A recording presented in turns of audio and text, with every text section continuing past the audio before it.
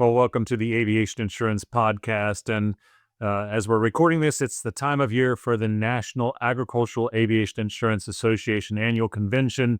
And, aerial application is definitely a big part of the aviation industry, but it's not as well known by so many people. A lot of people recognize the yellow airplanes, which they're not always yellow, to be honest, but they have a lot of specialized equipment.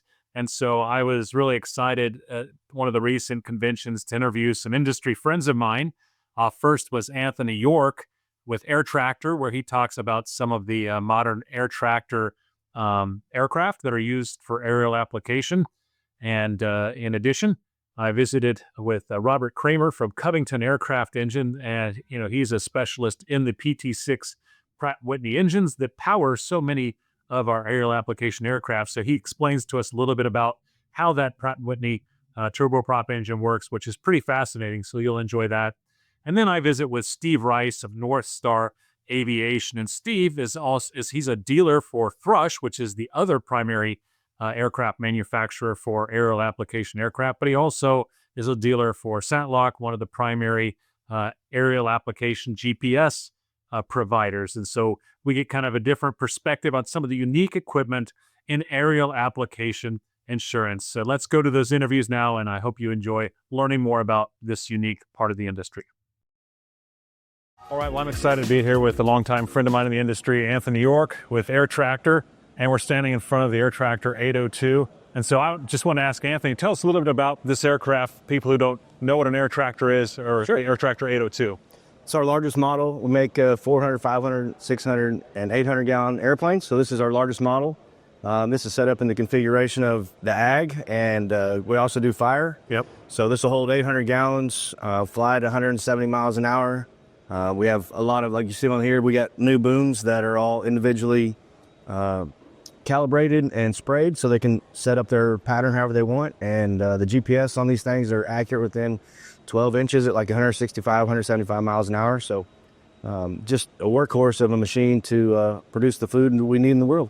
Now, obviously, as time has gone on, you guys have built bigger models. And do you have a 1,000-gallon model in the works? Is that what it is? We do have a 1,000-gallon in the works, yeah. So that's the number, 802. In fact, we have a 502 Correct. B over here, which is a 500-gallon hopper. And that's the hoppers where the chemical, seed, fertilizer goes in, correct? And that's what's just in front of the pilot section up. Yeah, so in front of the fuselage, the 800-gallon has two hoppers that mount together, and it'll do dry work for like fertilizer, seeding, that kind of thing, cover crops.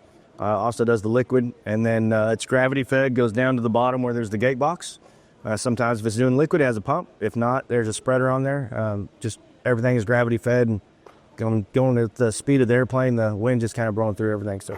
Yeah, and it's really, today it's called precision aerial application, because you were just talking about these nozzles, the nozzles on the booms, the spray booms being, precisely arranged. And right. I mean, that's a whole science now, and it all integrates, as you said, with the GPS system that keeps everybody right on the field line. Is that kind of the... Yeah, so a lot of times aerial application isn't looked at as precision, but, the ground rigs, they go a lot slower. They've had the precision for a while, but in the aerial application side now, they can adjust on the fly. So if they go from one field to the other and there's a crosswind and they need to cut off the outside 8 nozzles on this boom, they can do that. And then there's, with the GPS, they have automatic spray on and off going into the fields. If they want to set that up, it's possible. So if they have waterways or sensitive areas or anything like that, it's all set up on their GPS, and they just hit the button and it automatically turns on and off going in and out of the field or over those sensitive areas. That's awesome. Well, that's a quick overview of the Air Tractor, one of the foremost names in aerial application aircraft, and one of their workhorses, the Air Tractor 802. And so I hope you enjoyed getting to know a little bit more about the Air Tractor, aerial application aircraft in general, and just to know what these machines do in serving agricultural in such a precise way. Anthonie, thank you for taking the time today. Always appreciate it. I always appreciate it. Thank you. Well, I'm excited to be here with my longtime industry friend, Steve Rice, with North Star out of Ulysses, Kansas. He's been an ag aircraft maintenance technician for many years and business owner. He's also well-versed in being a Thrush dealer and a SATLOC dealer, and today we're sitting in front of a Thrush P2. And so, Steve, just tell us a little bit about this airplane and what it does in the aerial application business.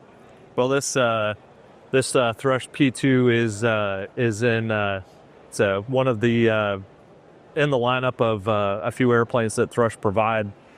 This particular aircraft has a Dash 34 AG on it with 750 horsepower. It is in their new version of the aircraft that with the longer engine mount, the baggage up here in the front end, the longer engine mount is for correct weight and balance, makes the aircraft quite a bit lighter, and gets the engine out there in a better flight path. Also add in the 4-bladed propeller with added thrust and things like that. So, and this particular airplane comes with the 60,000-hour wing spars and then a 510-gallon hopper. So it's a very diverse airplane in the 500-gallon capacity. So 500 gallons. Yeah. And one of the most patriotic ones I've ever seen. Right. It's beautiful. Yep. So the P2 Thrush, one of the two major manufacturers of fixed-wing aerial application aircraft today. The Thrush P2, dressed out in the red, white, and blue. Steve, thanks for sharing with us about that. No problem. Well, I'm here at the NAAA with Robert Craymer from Covington Aircraft Engines, a designated overhaul facility for Pratt & Whitney turboprop and radial engines. And so I wanted to tell everybody, or ask Robert to tell everyone how this turboprop PT6 engine works. And you've taught many classes like this to many people. Absolutely. So can you give us the Reader's Digest version of how this thing works? Sure, Tim, thanks. So the PT6 is a free turbine. That means there's no interconnecting shaft between the compressor and the propeller. It's all done with air pressure. The way that it works is air comes in the backside of the engine, gets compressed axially, and then centrifugally is spun out and comes into the area where we introduce fuel. We then heat the fuel, or burn the fuel to heat the air, and then that hot gas runs the compressor turbine wheel, which is the first turbine that you see. That turbine then drives the compressor. As long as combustion is taking place, then the engine will continue to run. So PT6 will run as long as it has fuel. The air is then exhausted off of that turbine onto the next turbines, which are the power turbines. Those turbines take the air and extract the power, turning a reduction gearbox, which in turn turns a propeller. So what is the hot section? People get hot section. Where's the hot section begin and end on this thing? The hot section is basically this center section of the PT6. It's where combustion starts. So you've got a combustion chamber, you've got a vane ring, which directs the air to the optimum angle of attack for the turbine, and you've got the compressor turbine as part of the hot section. Yeah, that's a term used quite a bit, and you know, obviously this powers a lot of aircraft, from these aerial application aircraft here today, but like King Airs, PA-46. One of the fascinating things that I've found is that Pratt & Whitney said a couple of years ago that they have actually powered over 1 billion flight hours with their engines. Wow. The PT6 has done half of those by itself. Wow. So it is just an amazing, amazing machine. Awesome. Well, thank you, Robert. There you have Turboprop Engines 101 from one of the finest experts at Covington Aircraft Engines, the PT6, and hope you enjoyed learning about the turboprop engine today. Thank you, Robert. Thank you, Jeff. For sure. All right, so we're back here with Steve Rice from North Star Aviation. In addition to being a Thrush dealer, he's been dealing with SATLOCs for many years, and aerial application is a very, very sophisticated industry. A lot of people have a misconception about it's still kind of farmers, but it's very high-tech. Aerial application is very precise, and SATLOC and the Ag GPSs are one of the reasons. So just kind of give us a quick overview of what the SATLOC is and what it does, if you would, Steve. So this is the latest technology from SATLOC with their Falcon Pro system, and a mock-up of the IntelliFlow 3. So the IntelliFlow is probably some of the best stuff that you can have with flow control. So airplane speeds up, slows down going across the field, keeps that rate constant. You know, as costs today are very, very important to keep track of. We don't want to put too much on. We don't want to not put enough on. So right. Linked to that would be the Falcon Pro, which steals the show and is a very, very awesome piece of equipment that in today's world can really be beneficial to the pilot.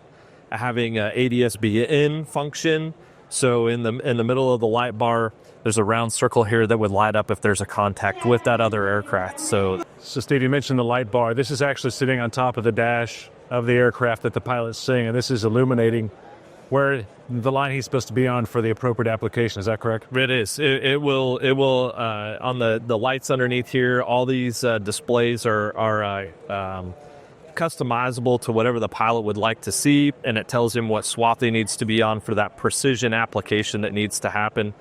This is inside of the cockpit, full color touch screen, moving map unit that goes in there, has background mapping now so that they know where they're flying over and what's going on, so they can physically look at their map, look outside and see that they're over the right field and what's going on with a touchscreen, activity to scroll around and look at whatever jobs they have and set up different things. Yes. Very awesome. Well, the SATLOC, a part of making precision agriculture. And Steve, thanks again for sharing your insights with our audience today, who's learning a little bit more about aerial applications. So appreciate you, my friend. Thank you. Thank you. Yep. Thanks.